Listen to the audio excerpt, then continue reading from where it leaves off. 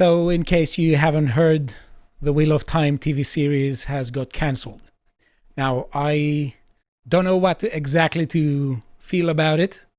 I feel bittersweet because on the one hand, a lot of it was atrocious, but on the other hand, I think it means that we aren't getting any adaptation of it in the future. So let us get things straight.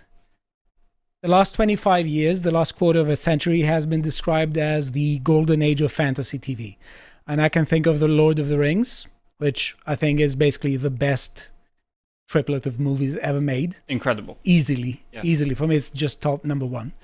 And we also had the Game of Thrones, which was a really good TV series. If you make an exception of the fact that the last two series were mostly people just sitting there looking at each other and breaking, and some occasional skirmishes breaking. And at some point, people decided to turn the Wheel of Time into a TV series. And I was very skeptical of it from the beginning because it has, as an endeavor, it has several problems of its own. First of all, it has huge length. It's 14 books. I think it spans around more than 11,000 pages. It's just a huge topic. Okay, it's a huge something series. For retirement then for me. Exactly. And it's a high fantasy epic series. And when you want to do something like this, you want the main theme to be the battle between good and evil and the clash between destiny, freedom, and duty. And this is essentially what the books were. But the people who were involved in making it didn't think so. They thought that epic is about inclusivity. And we will say more. The other problem with turning the Wheel of Time into a series was that it relies a lot on magic. It has a very sophisticated system of magic, which means that when you're going to try and portray it on the screen, you're going to have many constipated faces. Faces like this. And sometimes faces like, you're going to have weird things here. Just, let's see the magic flow from this character, like a wizard queen. So you're going to have weird visuals. We also have here other magic visuals here by Rosamund Pike. She is weaving a spell.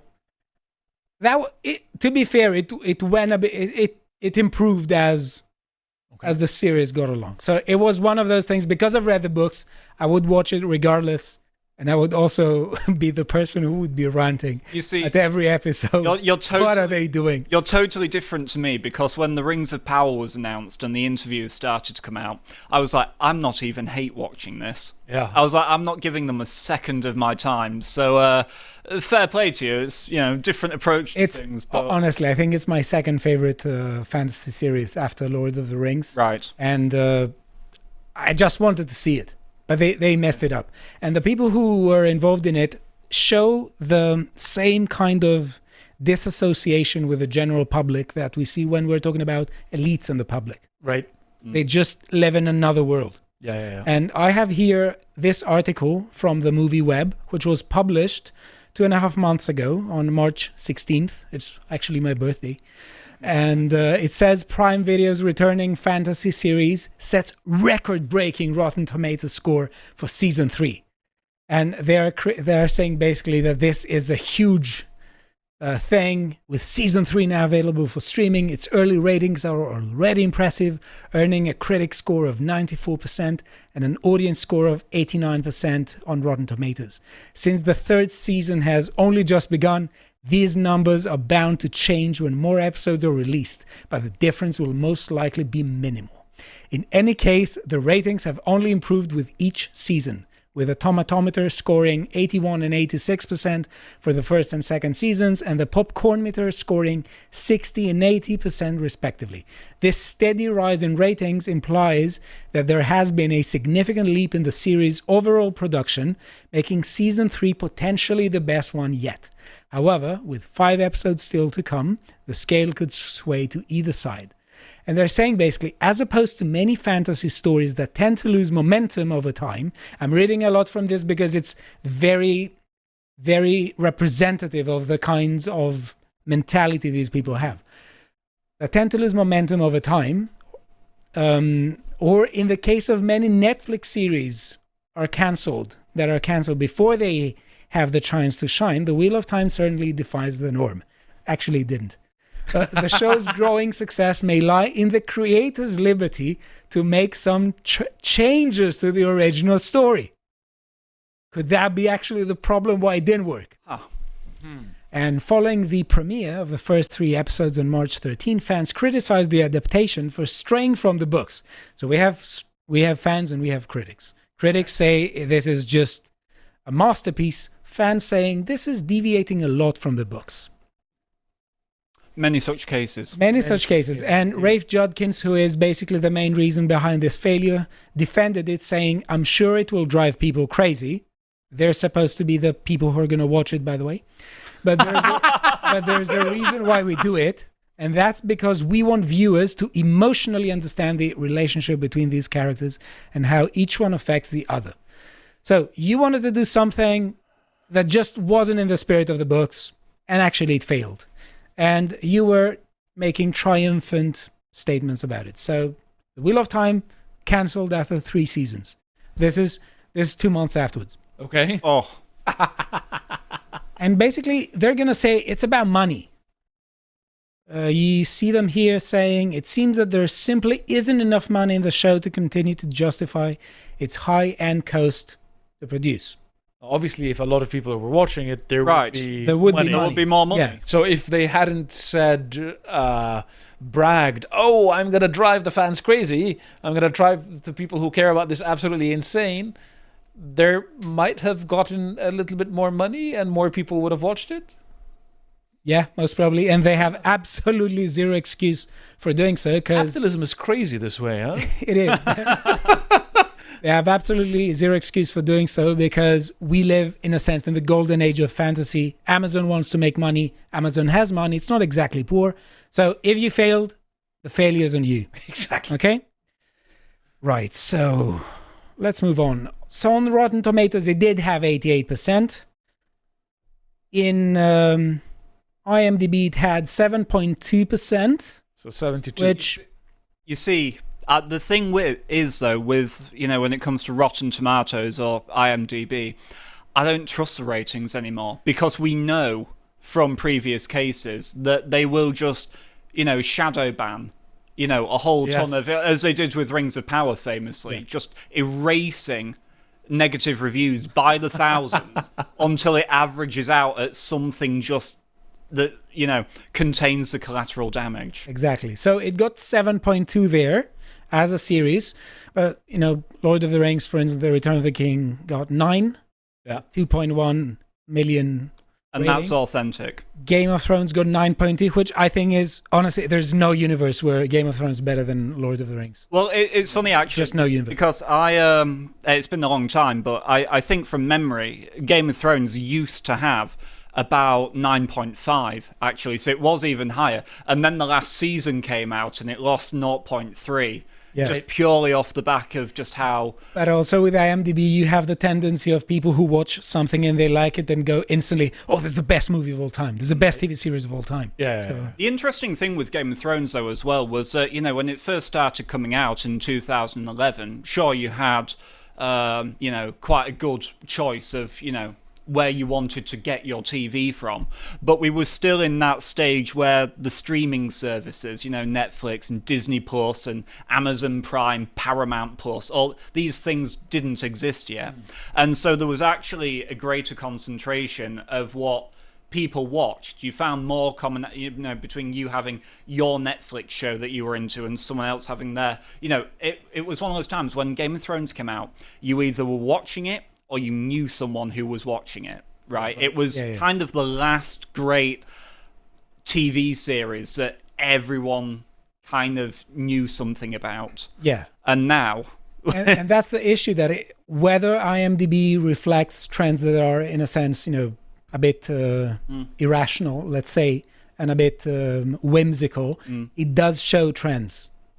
And a movie, you want a movie or a series to generate, affection. Yes. And before think. before the third season, it was even lower. I think it was somewhere like 6.7 at some point. So people weren't that much into it.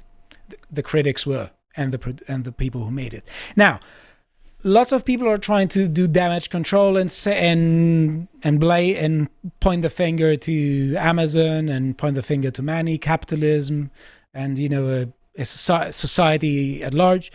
But it had two main problems. I'll start with a problem that not many people talk about, which was the music, the theme, the score.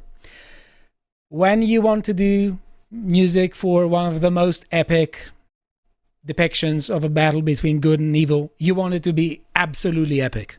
Right. You don't want it to be meh, epic-ish. You want it to be absolutely epic. Or like mock epic, where it's just going through the motions of an epic sound, but exactly. There's not actually much thought put into it. So think of the Howard Shore's score for Lord of the Rings. Yes. Best music for a movie ever made, probably. Hands down. Not probably, hands down. Right?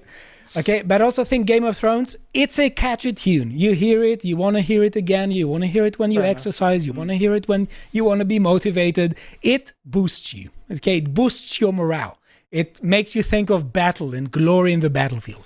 You're weightlifting to like the Game of Thrones theme. Yes, exactly, yes. Yeah, exactly. And then put some 2 Steps from Hell. Remixes, yeah, exactly. This is what it should do. So the music, it wasn't necessarily bad, but it highlighted the mysterious aspect of the series, which was there. It was a very good part of the books. But at the end of the day, you want this to be epic. And it wasn't epic. When you have an epic fantasy novel, epic fantasy series, you want it to be about epic themes. You don't want it to be about LGBTQ presentation.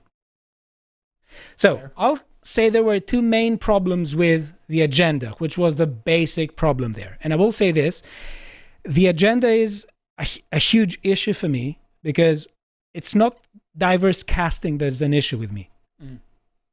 The issue is forced diverse casting. Yeah. I'll give you just one example. There was a comedy with Jim Carrey. I think who was God for one Morgan Freeman. Yeah. So Morgan Freeman was playing God. At the time, this wasn't communicated as an issue of woke. I didn't hear anyone saying anything about it. And I think actually he was really good at the time. It was one of those times where every second trailer at the cinema had the Morgan Freeman movie. You kind of wanted him, wanted to see him anywhere. You say he really is omnipresent. Right. So... Sorry. Oh, I was just going to say, the thing with Freeman with that as well is I feel like so much of the reason why he felt like an appropriate casting was because of the richness of his voice. Yes. Yeah. He had a voice that you just wanted to listen to. It was so smooth. It was so, and, it has a very wise sound to it. So I feel like the voice was one of the main things. So I don't think that it's so much diverse casting per se. Yes. It's the forced. It's the message. It's the ramming down your throat. Yeah. But also, people hate. But also, there are times where it's just inappropriate to have a diverse cast in any sense. Yeah, you don't want an Irish peasant to play Obama. Well, actually, I do. Right. Okay. So I'll talk a bit about the casting, but then talk to you about Rafe Judkins, the showrunner, and the philosophy behind it, because I think they made some good choices in casting, some choices that were incomprehensible. But we are going to move forward to themes that are, a bit more severe and show huge failures of the show. So there were some good casting choices, and I'll use the fandom website because it shows fan art as it develops through the years, and you can see sort of the fan art depiction of characters and the characters that were and the actors that were chosen and the actresses that were chosen for this. So here we have the Randall Thor, who was essentially the chosen one. He's the person who is essentially going to lead the last battle. Okay. And the Wheel of Time is a universe in which time is cyclical. You have 7 ages, and every time, there's a sort of defeat of the good versus evil. Then the bad one is being imprisoned, but then the seals of the bad one are weakening, and then the bad guy's influence over the world. It sounds a bit simplistic. I'm following it. is increasing, and then all the bad forces. Essentially, it's like a cyclical view of history, Fair enough. 7 times within a universe. Okay. Right, so here is the chosen one, essentially Randall Thor, and here's the actor who they chose to portray him, which I think it's a good pick, at least the way he seems. Looks like faithful to fan art. Then we have the baddest witch. Okay. Not with a B. No. Lanfear. She's essentially one of the 13 Forsaken. They're basically the officers of the ultra bad force. And she is in love with him. And she was essentially a very beautiful woman, but also very powerful. And she had a soft spot for him, which was her weakness in a sense, because she didn't want to kill him. Right. Because she wanted to basically control him. So is she like a femme fatale Morgana, Arthur? Yeah. Morgana? And I think the casting choice was really good. You can sort of see how this is the case. She was a good pick, and also she was playing well. Fair enough. Now, we also had Ishama, one of the bad guys, who gives here some... He was good, to be honest. He was good. And he gives some Persian vibes. We've been complaining about what appears to be the intentional degradation of our educational system for years now. This is why we have created courses.lotuseaters.com, a platform on which we are now offering courses which are tailor-made to reconstruct the education that has been denied to us. I want to be clear, these are not YouTube videos. They are university-level lectures and coursework with a test at the end to which you will have to apply yourself. courses.lotuseaters.com. We will see you there. And now I'm going to talk about the incomprehensible casting choices. And I think it's Avienda. Avienda is one of the 3 women of the chosen one. It sounds sexualized, but it actually wasn't sexualized, because the 3 women represent something. And he was more of a person who just wanted to be left alone. Fair enough. He didn't want to have a harem, essentially. Okay. Yeah. So Avienda is portrayed like this. She's one of the Aiel. She is ginger-haired. She's basically like Amber Valletta. You know Amber Valletta? Who? No idea what you're talking No. Yeah, Samson, could you please show us Amber Valletta? Yeah, Samson is going to do this. Is this someone from the same... Oh, right. Yeah. about. Okay, she may be a bit old for the cast, but that's the type of person you are looking for. That's Okay. the type of actress you look for, Avienda. And here we have this depiction, so wouldn't you say that would be her? Okay. Yes. Yeah, well, no, it wasn't. It was actually her. Now, I don't want to be unfair. It's not unprecedented that characters who don't look like how they're depicted in series and books have done a good job.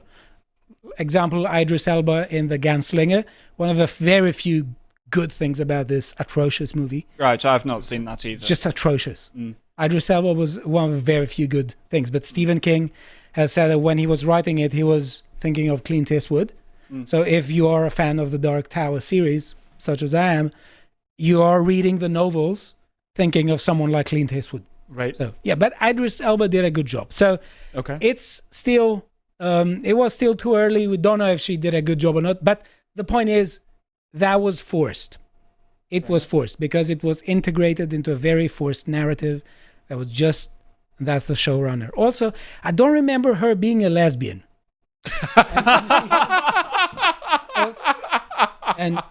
and you see here Elaine and Avienda, they're also women of the chosen one, by the way. Right. He has a thing, he Yes. So they made the women of the chosen. yeah. So And in the original, there was no sexual interest, and then in the series, they made the wise women to be lesbians. okay, wait. As a way So, of saying le- wisdom is lesbian, or let me rephrase it a saying bit. here? Let me rephrase it a bit. So in the books, and this is what has angered many fans, right? is you already have a diverse set of characters. Okay. Because it involves massive world building. It's world building at a whole new scale. Right. You have tens of kingdoms. Okay. So you already have a diverse set of characters.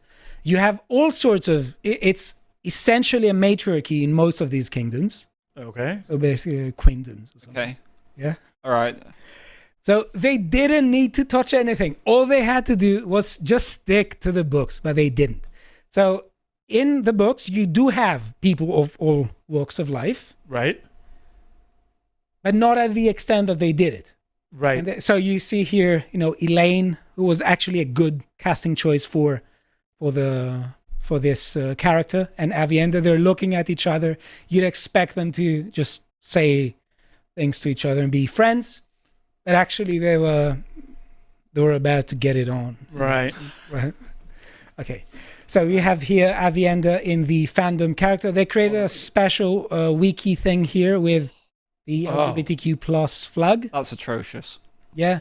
So you see. Well, sorry, go back up. To Yeah. where you were. Just hover over where it says 6 more. Where? At the top sentence where it says, it said something like there was a particular. There you go. LBGT plus characters. Like there's an entire segment devoted. Yeah. to those characters. Yeah, and you see here saying, someone said here, the Nerdist, the Wheel of Time TV series fixed some of the book's major issues with women characters. There weren't that many. So I want to say something. So I really despise the fact that they took one of the greatest fantasy epic novels. Right. It has sold more copies than the Game of Thrones series, than A Song of Ice and Fire. The fan base was there, has sold more than 100 million copies. They didn't have to touch anything. They didn't have to touch anything. All they had to do was stick to the book. A very successful and good franchise that existed, Yes, and then DEI'd it to death. absolutely. Okay. And I really dislike the fact that they made it about feminism, but also the opposite, anti-feminism in this case, because it's about neither. You have women in places of power, Right. and they are trying to control him. This Right. doesn't necessarily mean that it's, anti-male. There are elements of that universe and these women who are anti-male, essentially. They say the men shouldn't use the power because last time that they used it, it was tainted and it broke the world and it was destroyed. So that's there, but you can also see, you don't have to see it that way at large. You can also see it as powerful people trying to control exceptional individuals. So you're arguing that they needed nuance, and that they needed subtlety, and they Yes. needed to respect the tradition. I'm saying that Right. it's a Well, I don't massive think epic. anybody's going to get It's that a out of massive Amazon. epic. Right. It involves massive world building. It already involves an organically diverse set of characters. Some of them are anti-male, some of them are pro-male, some of them are anti-female, some of them are pro-female, something, whatever. But that's organic. Right. Wokeness destroyed it because it tried to mess with it without even having to, by enforcing a top-down vision. Well, this is always, if I may, what constantly comes up. This word fixed. Yeah. Oh, well, we fixed it. And, because that fundamentally obviously implies that there was some great flaw. Yes. In the original work, you always get this with Tolkien. It's like, well, Tolkien's world was wonderful, but we fixed it with diversity. It's like, no, well, one, that implicitly implies that homogeneity is in itself an evil and a flaw that needs to be fixed, which it doesn't. But second of all, it also implies that you are wiser and understand how to gain success more than the author whose stories you're taking on. Yes. And want to use. Because ultimately, you have no ideas of your own. You have ideology, Yes. but you don't have creative ideas. And so it just comes down to using other people's more successful work as a vehicle for your own ideology until you just run it into the ground in 3 seasons. Exactly, and it's just about epic fantasy. You want to see epic themes, epic battle. You don't want people to mess it and make it about identity politics. Speaking of which, I asked Google Gemini how many gay characters were there in the Wheel of Time series. I read it about a decade ago. I don't remember if throughout these 11,600 pages, at some point there was a place I missed where there was a massive orgy or something. My memory may fail me occasionally, but it says here, Google Gemini, the representation of gay characters in the Wheel of Time series differs between the original books by Robert Jordan and the adaptation. And it says essentially in the books, Robert Jordan included various instances of same-sex relationships. So there were there. They didn't have to touch anything. When were these first starting to be written? In the 90s? The 90s. I think the first one was published in 1990. Okay. Primarily among women, often referred to as pillow friends. You know, yeah. Okay. I hope. Oh, it gave me a chuckle. I hope they haven't shown any scene of them biting pillows or something. So it's okay. Sorry.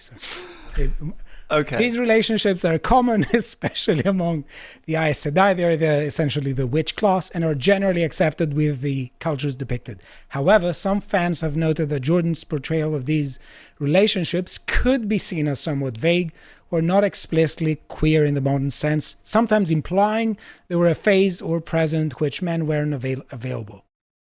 Okay. Just, to keep each other occupied or something.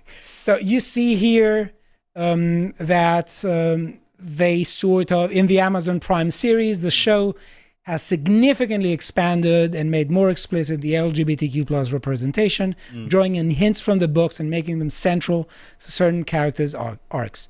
They have polyamorous relationships, and they are talking about general acceptance of queerness. The show's creators have stated that homophobia does not exist as a societal problem in the world of Wheel of Time. Yeah. Why did you have to change it then? There was zero reason to change it. Just leave it. This also fundamentally comes down to a consistent pattern that you get with these fantasy series and the way, and just shows in general, to be honest, where you get this expansion of queerness, whatever you want to call it, because fundamentally it's not about, you're not looking at, even though I don't know the series, you're not looking at Wheel of Time, its stances on morality, its stances on good and evil, and going, that is something aspirational. In fact, what you're doing is those heroes need to be more like me. Yes. Yeah. Right? There's a vanity and a narcissism to it that's really corrosive. And to speed up a bit, it says in summary, while the books had several implied or subtly depicted lesbian relationships and a few explicitly gay male characters introduced later in the series, the TV adaptation has significantly increased and foregrounded queer representation, particularly for central characters, and etc. So that's the issue. They didn't have to do anything, and they still did it. And you see here, this is Rafe Judkins, the showrunner, who says diversity and representation expands inclusivity while staying true to the world's richness. And here we have an article from Hollywood Reporter saying that the show is expanding the queer universe, and that was all they wanted to do, essentially. So at the end of the day, in a nutshell, I'll summarize what they did. What they had to do was do nothing, stick to the books.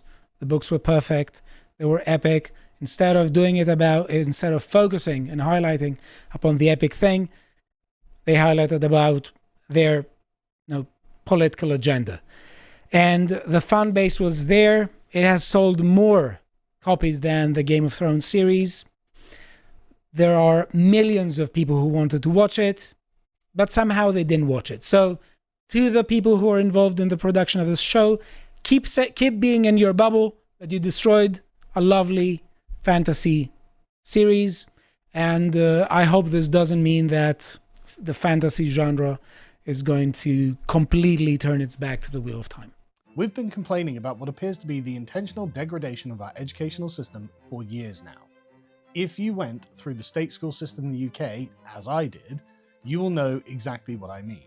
Just listen to the Man in the Street interviews from the 1960s compared to those done now, and it is crystal clear that those people then have something that we don't have now. Put simply, we're being dumbed down by the powers that be on purpose, but we don't have to accept this perpetual lowering of standards. We are still a free people, and it's time to do something about it. This is why we have created courses.lotuseaters.com, a platform on which we are now offering courses which are tailor-made to reconstruct the education that has been denied to us. The first course we have available is Dr. Nima Parvini's excellent Trivium, a tripartite course consisting of logic, grammar, and rhetoric, which is the foundation and backbone of a classical education. This course will make you a better writer, speaker, and thinker, and it used to be that every 12-year-old in the country would take it. Personally, I will be doing this course with my own children to ensure they get the benefits of it for their whole lives, but it's never too late to do it, and I really think you should. We will also be producing many other courses in the future on subjects which are not topics of idle interest, but which instead will level you up as a person and make you more effective in the real world. I want to be clear, these are not YouTube videos. They are university-level lectures and coursework with a test at the end to which you will have to apply yourself. In these, we are not offering you an easy life. We are offering you the foundations of what you will need to be a part of the ascent of our civilization out of the hole that was dug for us. They are not easy, but they are rewarding. They are an investment in yourself that will provide you with skills that you will use for the rest of your life. Courses.lotuseaters.com. We will see you there.